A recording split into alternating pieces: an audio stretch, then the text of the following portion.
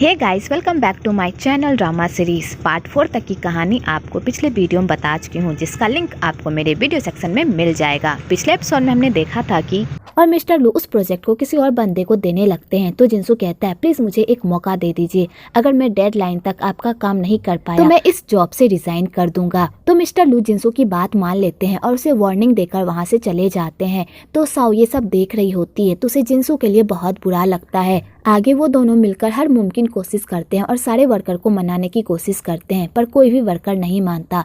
तो वो दोनों थक हार कर घर वापस आ जाते हैं। तो जिनसू बाहर बैठकर सोच रहा होता है कि अब मैं आगे क्या करूं और इस प्रॉब्लम से कैसे निकलूं, कि तभी वहां पर साओ आती है और जिनसू को हिम्मत देती है और कहती है जब तक हमारे पास टाइम है तो हम पूरी कोशिश करेंगे इस काम को पूरा करने के लिए, और इतनी जल्दी हार क्यों माने जब हमारे पास अभी भी टाइम है। तो जिनसू कहता है तुमने भी देखा ना, कोई भी वर्कर मेरे साथ काम करना नहीं चाहता।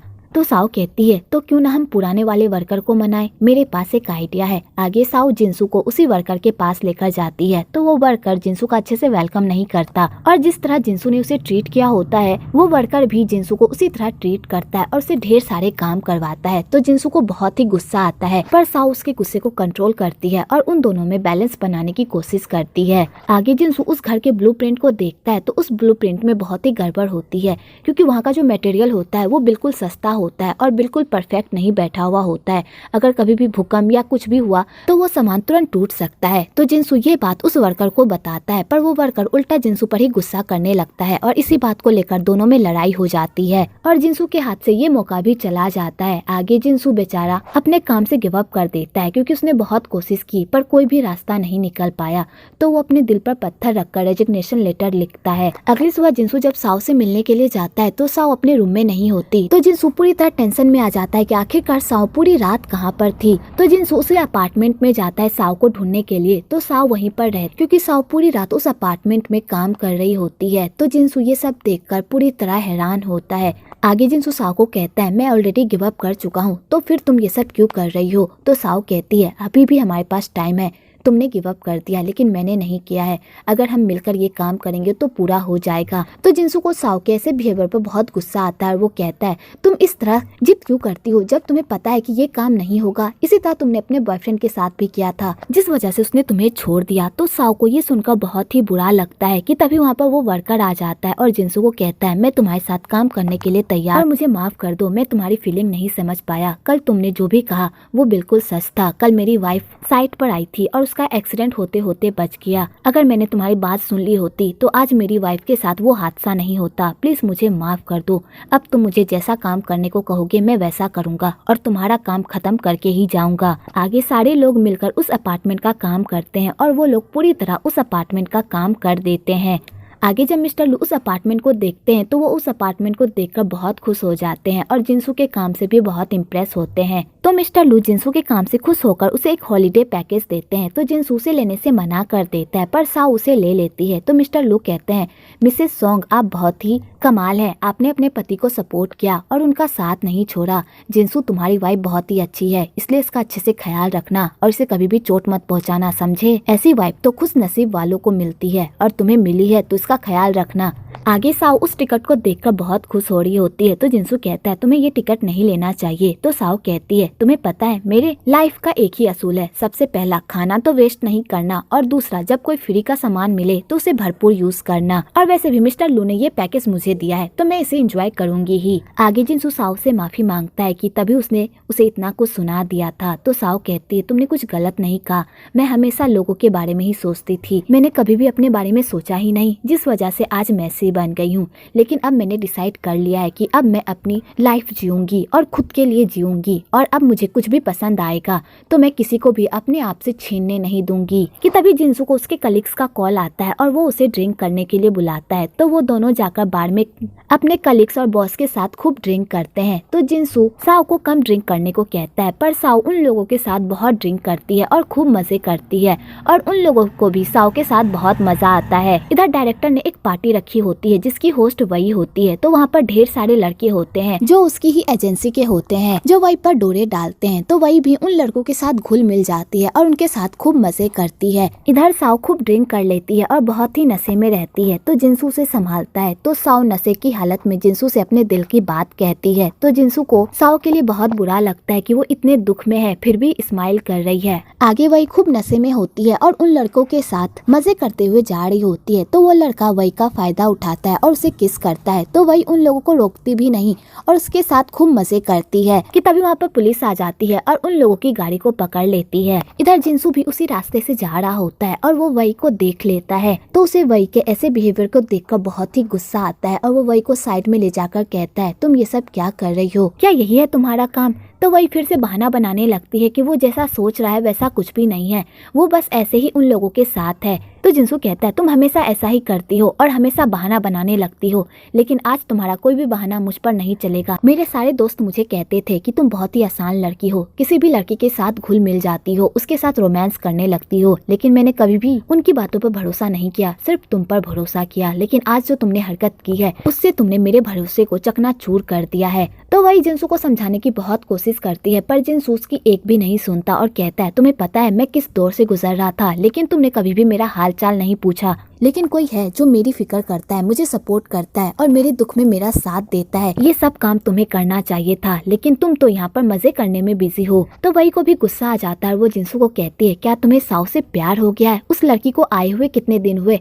तुम उस लड़की से अभी से प्यार करने लगे और तुम उसकी भाषा बोलने लगे। आगे उन दोनों में इसी बात को लेकर जमकर लड़ाई होती है। तो वही कहती है, मुझे तुम जैसे इंसान से कोई रिश्ता नहीं रखना, मैं तुमसे आज ब्रेकअप करती हूँ। और वही जिनसू से ब्रेकअप करके वहाँ से चली जाती है। तो जिनसू को बहुत बुरा लगता है। आगे जिनसू साओ को घर लेकर आता है। तो साओ नशे की हालत में बहुत ही अजीब अजीब तरह की हरकत करती है और साओ को अपने बॉयफ्रेंड रेन की भी याद आती है और वो उसे याद करके खूब इमोशनल हो जाती है और खूब रोती भी है। तो जिनसू को साओ का पेन देखा नहीं जाता और वो कहता है, अगर तुम पास्ट में इसी तरह जीती रही तो तुम कभी भी पास्ट से बाहर नहीं निकल पाओगी। अगर तुम्हें खुद को इस दर्द से निकालना है तो तुम्हें पास्ट से निकलना होगा और अपने बॉयफ्रेंड को भूलना होगा और अपनी लाइफ में मूव ऑन करना होगा। अगर तुम मूव ऑन नहीं करोगी तो तुम हमेशा के लिए पास्ट में फंसी रह जाओगी और उसी दुख दर्द से हमेशा गुजरती रहोगी, इसलिए मूव ऑन कर जाओ। तो साओ को जिनसू की बातें सुनकर हिम्मत मिलती है और वो कहती है, आज के बाद मैं कभी भी अपने पास्ट के बारे में नहीं सोचूंगी, आज से सिर्फ मैं अपने बारे में सोचूंगी और किसी को भी अपनी खुशियाँ छीनने नहीं दूंगी। और साओ ये कहकर सो जाती है। तो जिनसू से अच्छे से सुलाकर वहाँ से चला जाता है। अगली सुबह जिनसू साओ के लिए एक अच्छा सा सरप्राइज प्लान करता और कहता है, मुझे पता है हम दोनों की शादी जिस हालात में हुई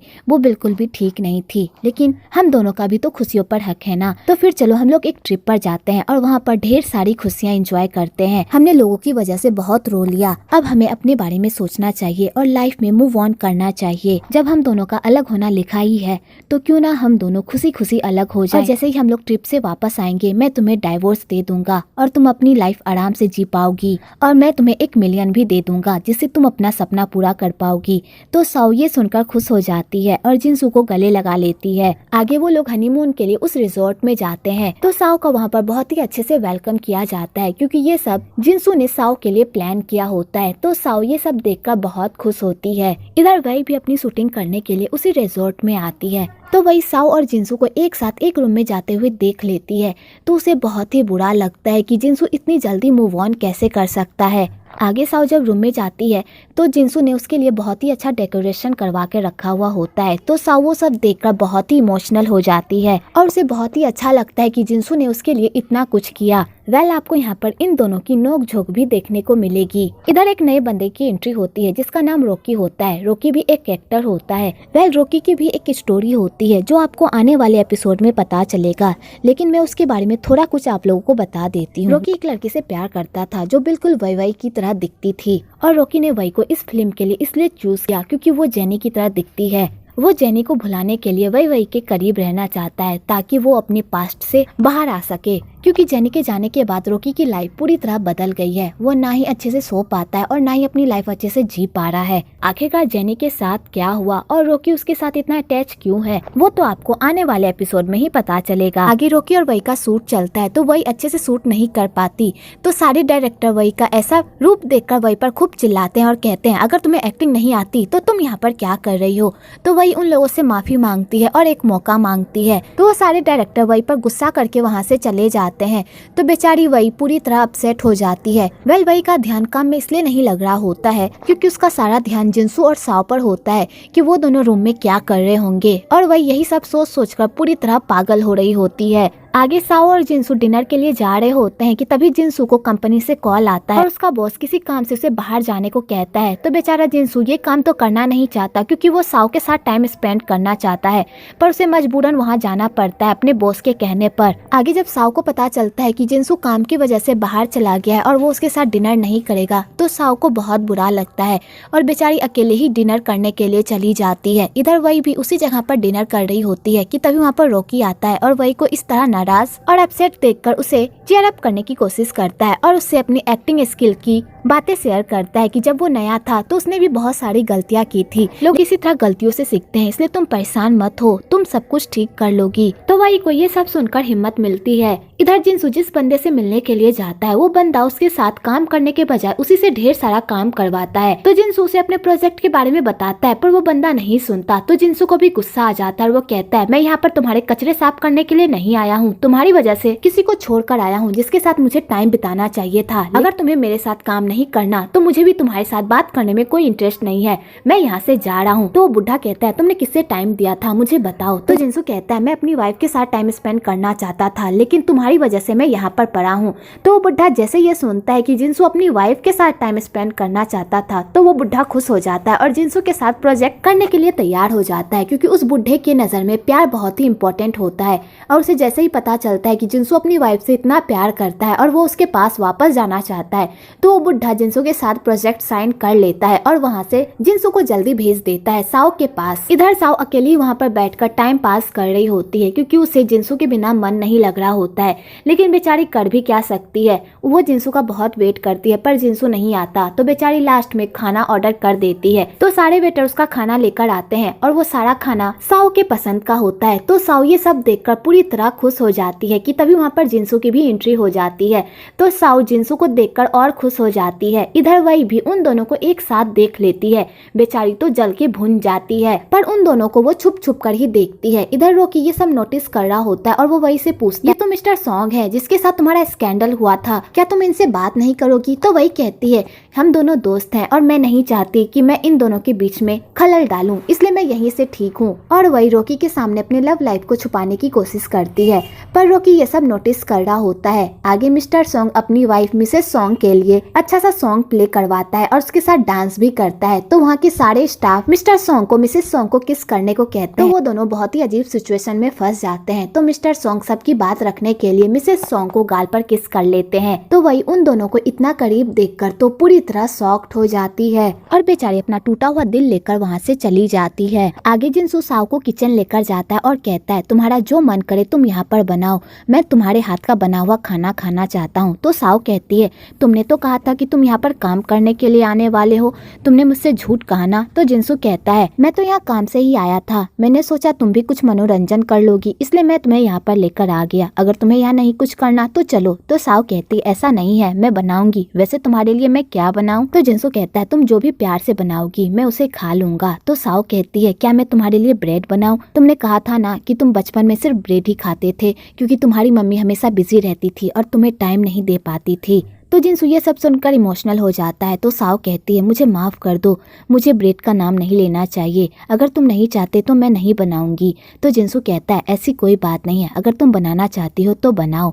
आगे वो दोनों मिलकर ब्रेड बनाने लगते हैं। इधर वही भी उन दोनों को एक साथ देखकर तो पूरी तरह जल के भुन जाती है। आगे वो दोनों साथ में मिलकर ब्रेड बनाते हैं और उस ब्रेड को साथ में टेस्ट करते हैं तो वो ब्रेड बहुत ही अच्छा होता है और इसी ब्रेड के चक्कर में वो दोनों एक दूसरे के बहुत ही करीब आ जाते हैं और वो दोनों एक दूसरे को किस करने ही वाले होते हैं कि तभी वहाँ पर एक मिस्टीरियस लेडी की एंट्री होती है जो उन दोनों के रोमांस में कबाब में हड्डी बनकर टपक पड़ती है। तो तो वो दोनों अपने रोमांस का सत्यानाश करके वहाँ से चले जाते हैं। पर वो लेडी उन दोनों को एक साथ देखकर बहुत ही खुश होती है